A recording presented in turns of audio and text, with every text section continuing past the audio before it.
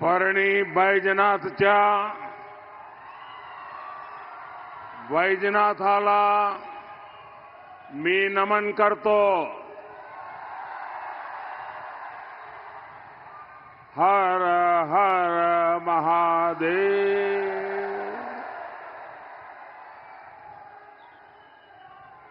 मैं संत भगवान बाबा संत नारायण महाराज को नमन करता हूं. योगेश्वर देवी को प्रणाम करता हूं.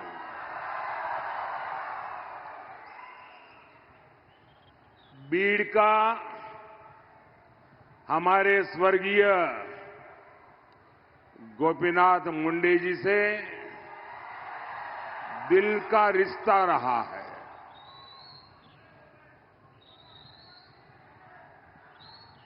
वो हमेशा मुझसे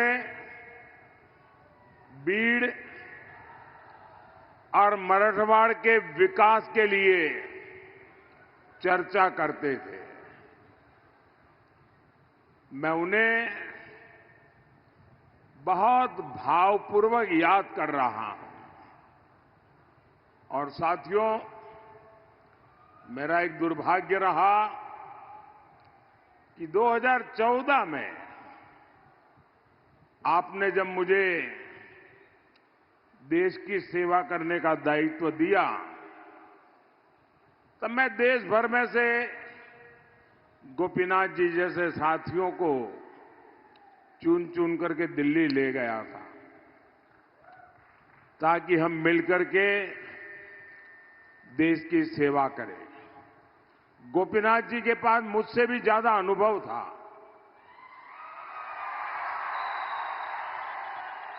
लेकिन मेरा ये दुर्भाग्य रहा कि आने के कुछ ही समय में मेरे इस साथी को मुझे गंवाना पड़ा. और इन कार्यकाल में मुझे मेरे बहुत साथी खोने पड़े. गोपीनाथ जी, अरुण जेटली, सुषमा स्वराज, मनोहर पर्रिकर. यानी ये आप कल्पना कर सकते हैं कि मेरे जैसे व्यक्ति को जब मेरे हाथ कट जाए तो मेरी मुसीबत कितनी बढ़ गई होगी. और इसलिए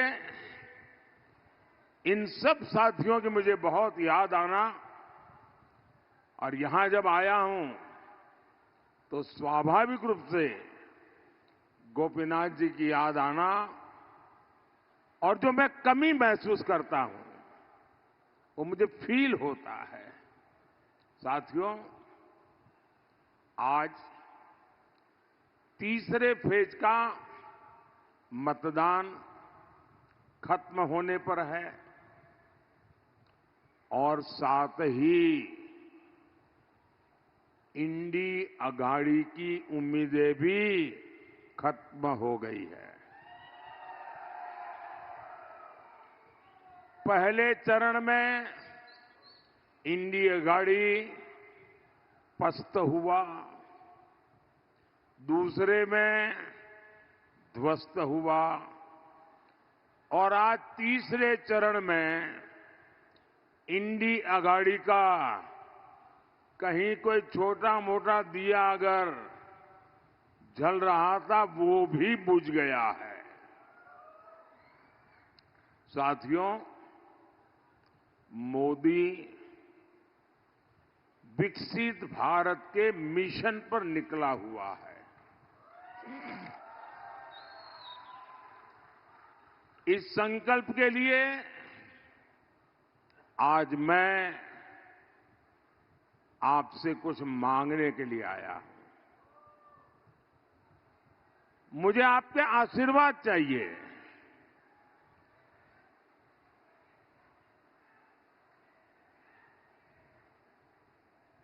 और मेरी विरासत आप ही है. आपकी आने वाली पीढ़ियां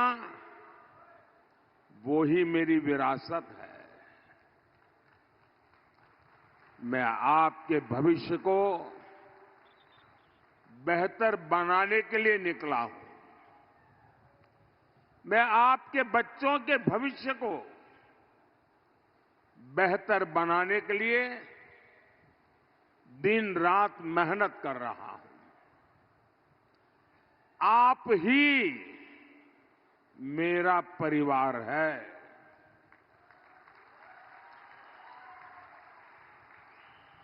मेरा भारत, मेरा परिवार।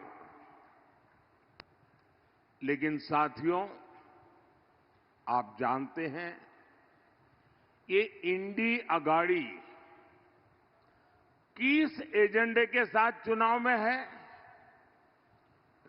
इनका एक ही एजेंडा है।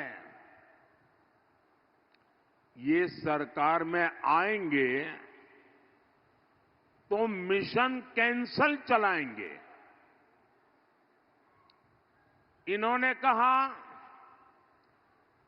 इंडी वाले जब सरकार में आए तो वो आर्टिकल 370 जो मोदी ने हटाया है उसको ही हटा करके फिर बिठा देंगे। इंडी वाले सरकार में आए तो मोदी जो सीएए लाया है उसको कैंसल करेंगे। इंडी वाले सरकार में आए तो मोदी जो 3 तलाक के खिलाफ कानून लाए हैं उसको कैंसल करेंगे। ये लोग मोदी जो किसान सम्मान निधि का पैसा किसानों को भेजता है उसको कैंसल कर देंगे। मोदी जो मुफ्त राशन की योजना लेकर के गरीब को मुफ्त राशन दे रहा है उसको कैंसल कर देंगे। हम देश के 55 करोड़ गरीबों को 5 लाख रुपए तक का मुफ्त इलाज दे रहे हैं। कांग्रेस एनडीए की ये योजना भी कैंसल कर देगी। और इतना ही नहीं, कांग्रेस वाले, इंडी अगाड़ी वाले राम मंदिर को भी कैंसल कर देंगे।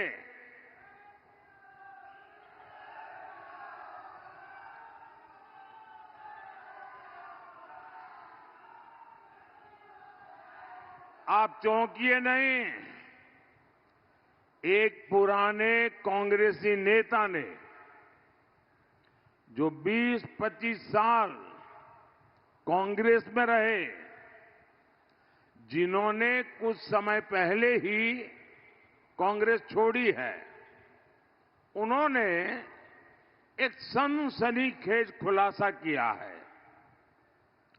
उन्होंने बताया है कि जब कोर्ट से राम मंदिर के पक्ष में फैसला आया था तो शहजादे ने खास लोगों की एक मीटिंग बुलाई थी। शहजादे ने कहा था कि कांग्रेस सरकार आएगी तो राम मंदिर पर सुप्रीम कोर्ट का फैसला पलट देंगे।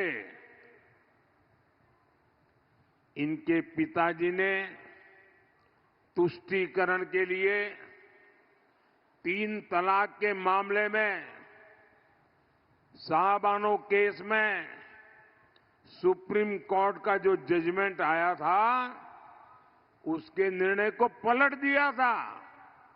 कहते हैं वैसे ही अब राम मंदिर के फैसले को भी पलट देंगे।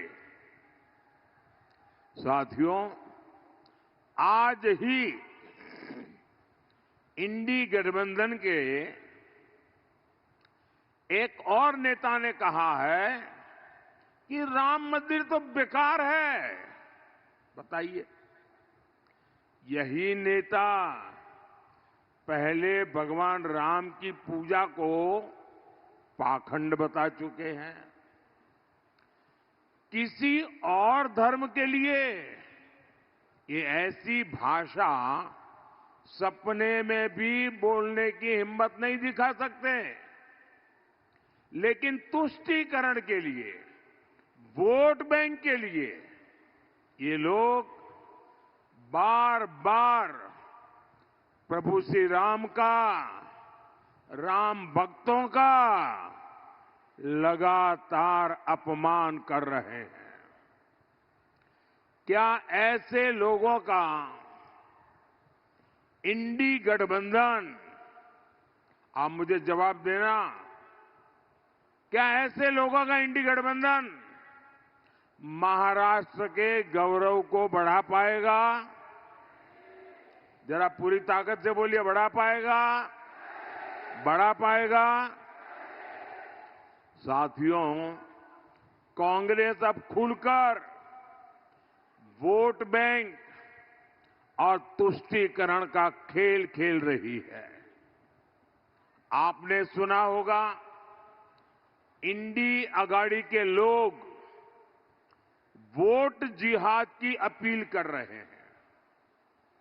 महाराष्ट्र कांग्रेस के लोग 26/11 के मुंबई हमले के आतंकियों को क्लीन चिट दे रहे हैं।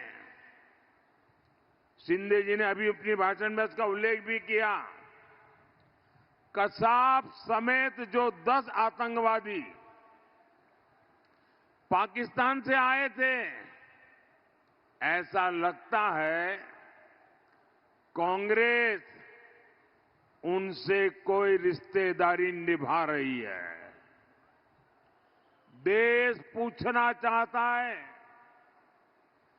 कांग्रेस के लोगों और आतंकवादियों का ये रिश्ता क्या कहलाता है?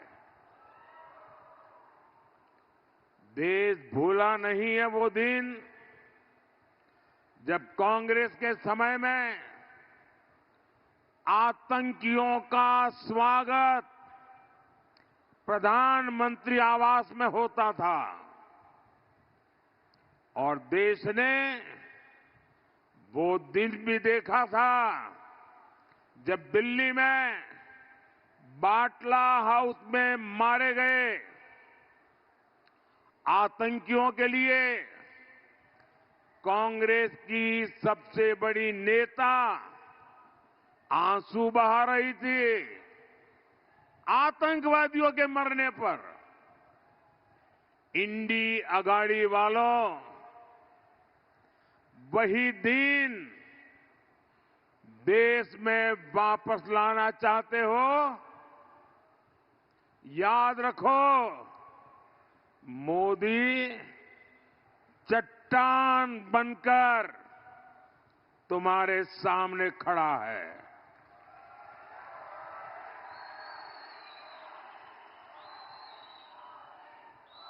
साथियों, शहजादे तुष्टीकरण की सनक में एक और खतरनाक चाल चल रहे हैं। आप भी जानते हैं, बाबा साहब आंबेडकर ने दलितों, पिछड़ों को, आदिवासियों को आरक्षण का अधिकार दिया था। बाबा साहब ने इस बात का भी पुरजोश विरोध किया था कि भारत में धर्म के आधार पर आरक्षण नहीं दिया जा सकता। इस बात पर बाबा साहब अड़े हुए थे। पूरी संविधान सभा ने आज से 75 साल पहले लंबी चर्चा करके तय किया था कि धर्म के आधार पर इस देश में आरक्षण नहीं दिया जा सकता है। लेकिन कांग्रेस पार्टी दलितों, आदिवासियों, पिछड़ों का आरक्षण छीनकर उसे धर्म के नाम पर देना चाहती है। आपको मैं एक उदाहरण बताता हूं। ये कल्पना नहीं है, ये हो चुका है और आप चौंक जाएंगे। आपके सामने कितनी बड़ी मुसीबत दरवाजे पर दस्तक दे रही है, मैं उदाहरण के साथ आज मेरे बीड़ के भाई बहनों को समझाना चाहता हूं। मैं मेरे देश के लोगों को समझाना चाहता हूं।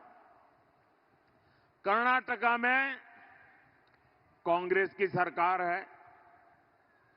वहां पर ओबीसी को 27% आरक्षण मिला हुआ है। इन्होंने क्या किया, रातों रात एक फतवा निकाला सरकार ने। रातों रात उन्होंने एक ऑर्डर निकाला, थप्पे मार दिए, सिग्नेचर कर दिया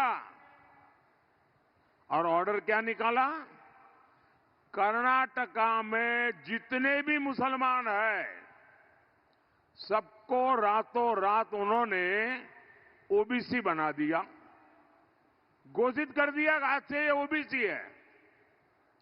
परिणाम क्या हुआ, जो ओबीसी समाज के लोगों को 27% आरक्षण मिला था, बाबा साहब आंबेडकर ने दिया था, संविधान ने दिया था, भारत की संसद ने दिया था, रातों रात मुसलमानों को ओबीसी बनाकर उसमें डाल दिया।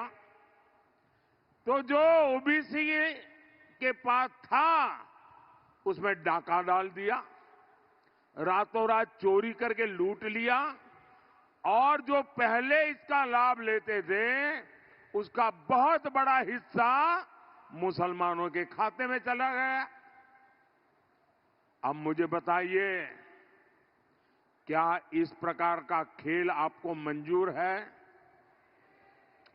पिछले दरवाजे से ओबीसी का आरक्षण लूट लिया जाए, ये आपको मंजूर है? जरा पूरी ताकत से बताओ तो पता चलेगा कि मंजूर है कि नहीं है। आपको मंजूर है सब आप? अब यही काम ये देश में हर राज्य में करना चाहते हैं। साथियों, आज सुबह ही इंडी गठबंधन के एक और नेता ने इनकी साजिश को खुद ही स्वीकार कर लिया है और उनके झूठ को बेनकाब कर दिया है। और ये नेता वही है जिन्हें चारा घोटाले में अदालत ने सजा दी है। जानते हैं ना नाम तो? कौन है? चलिए, भीड़ वाले भी जानते हैं।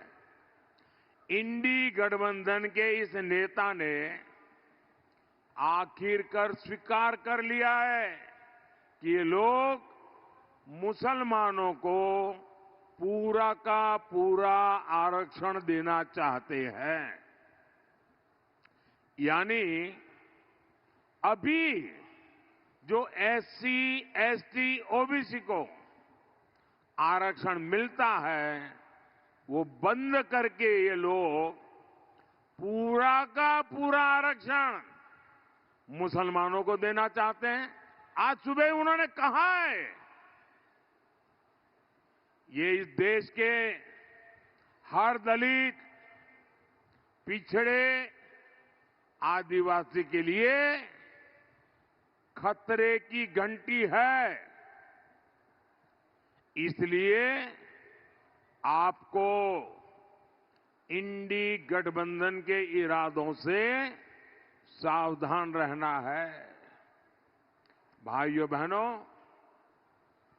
ये मोदी है, आप भी इसको अब भलीभांति जानते हैं। मैं आपको गारंटी देता हूं,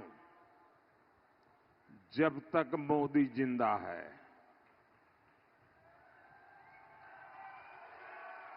जब तक मोदी जिंदा है, दुनिया की कोई ताकत दलितों का, आदिवासियों का, पिछड़ों का, ओबीसी का आरक्षण नहीं ले सकती है। ये मोदी की ताकत है। भाइयों बहनों, आज कोई भी राष्ट्रवादी ताकत कांग्रेस के साथ नहीं बची है।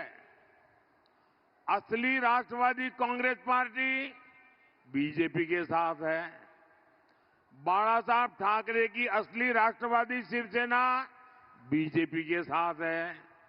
और कांग्रेस के साथ कौन है? नकली शिवसेना, नकली राष्ट्रवादी कांग्रेस। और ये कर क्या रहे हैं? ये नकली वादे कर रहे हैं, नकली वीडियो बना रहे हैं। साथियों, कांग्रेस की आदत है न काम करो न काम करने दो। आपको याद होगा, मैंने गुजरात और महाराष्ट्र के बीच बुलेट ट्रेन का काम शुरू किया। कांग्रेस ने पहले उसका मजाक उड़ाया, फिर उसका विरोध किया, और जब तक महाविनाश अघाड़ी की सरकार रही, इन्होंने काम बढ़ने ही नहीं दिया। अब ये अगर सरकार में आएंगे तो बुलेट ट्रेन का काम ठप कर देंगे। एक और बीजेपी ने अपने संकल्प पत्र में बुलेट ट्रेन के विस्तार की बात कर रही है। दूसरी ओर कांग्रेस और इंडिया गाड़ी बुलेट ट्रेन का विरोध कर रहे हैं। आप मुझे बताइए, 21वीं सदी के भारत को कौन सी सरकार चाहिए? क्या देश को इन विकास विरोधी लोगों के हाथ में हम दे सकते हैं क्या? साथियों, कांग्रेस जहां भी आई है, उसने सपनों को कुचला है। महाराष्ट्र और मराठवाड़ा खुद इसके भुक्तभोगी है। इंडी अघाड़ी ने कभी यहां सूखे की समस्या की ओर ध्यान नहीं दिया। इन्होंने बस फीते काटे और भ्रष्टाचार किया। 60 वर्षों से मराठवाड़ा जल ग्रिड परियोजना ठप पड़ी थी।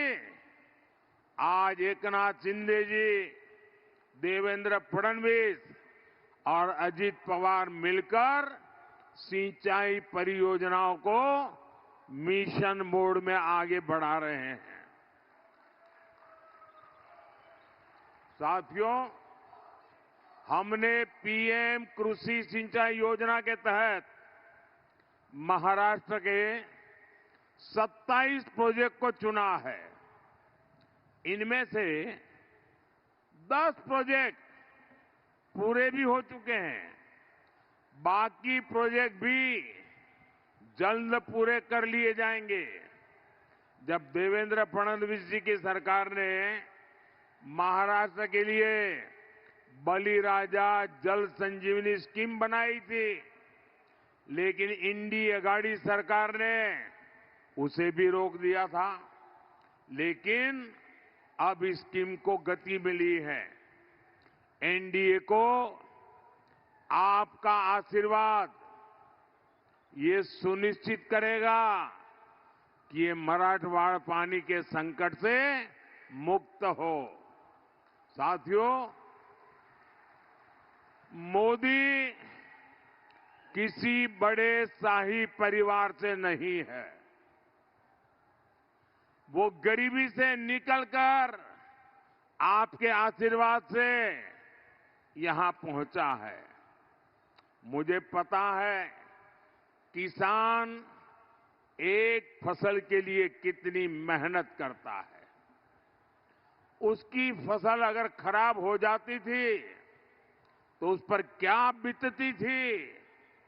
इसलिए मोदी ने फसल बीमा की गारंटी दी। आज हर वर्ष बीड़ के किसानों को बीमा के 500 से 700 करोड़ रुपए मिलते हैं। महायुति सरकार ने भी 1 रुपये में फसल बीमा की स्कीम शुरू की है। महाराष्ट्र सरकार किसान सम्मान निधि में भी 6,000 रुपये जोड़कर दे रही है। साथियों, मराठवाड़ा के विकास एनडीए की जिम्मेदारी है। आज भारतमाला परियोजना के तहत सूरत अक्कलकोट रोड हो, 3,000 करोड़ रुपए की लागत से बन रहा छत्रपति संभाजी नगर से एडसी तक नेशनल हाईवे हो, अहमदनगर बीड़ परली रेल लाइन का निर्माण हो। कांग्रेस ने जिस मराठवाड़ा की उपेक्षा की थी, आज वो विकास के रास्ते पर आगे बढ़ रहा है। साथियों, 13 मई को महाराष्ट्र और देश के विकास की गारंटी का महापर्व है। आपका हर वोट मोदी के विकसित भारत के विजन को मजबूती देगा। भारतीय जनता पार्टी और एनडीए ने गोपीनाथ जी के सपनों को पूरा करने की जिम्मेदारी बेटी पंकजा को दी है। मेरा अनुरोध है, 13 मई को बेटी पंकजा मुंडे को भारी मतों से विजयी बनाएंगे। इसके लिए काम करेंगे। ज्यादा से ज्यादा मतदान कराएंगे। मतदान के पुराने सारे रिकॉर्ड तोड़ेंगे। कितनी ही गर्मी क्यों न हो, मतदान ज्यादा होगा। अब पार्लियामेंट तो जीतना है, लेकिन मेरा एक और काम है, करोगे? मुझे पोलिंग बूथ जीतना है। ये पार्लियामेंट सीट में जितने पोलिंग बूथ है, वो सारे पोलिंग बूथ जीत सकते हैं क्या? आप पोलिंग बूथ जीत करके दिखाएंगे क्या? सारे के सारे पोलिंग बूथ में भाजपा का, एनडीए का झंडा झुकना नहीं चाहिए। करेंगे? अच्छा, मेरा एक काम करेंगे। ये जो मेरा काम है ना, ये चुनाव वाला काम नहीं है, न ही वो पंकजा वाला काम है, न वो भाजपा वाला काम है। ये मेरा पर्सनल काम है। करोगे? ठंडे पड़ गए यार, जरा हाथ ऊपर करके ताकत से बताओ ना। करेंगे? पक्का करेंगे? तो एक काम मेरा जरूर करना, ज्यादा से ज्यादा घरों में जाकर के परिवार के सबको मिलना और मिलकर के कहना कि अपने मोदी आए थे और मोदी ने आपको प्रणाम भेजा है। मेरा प्रणाम पहुंचा दोगे? घर घर पहुंचा दोगे?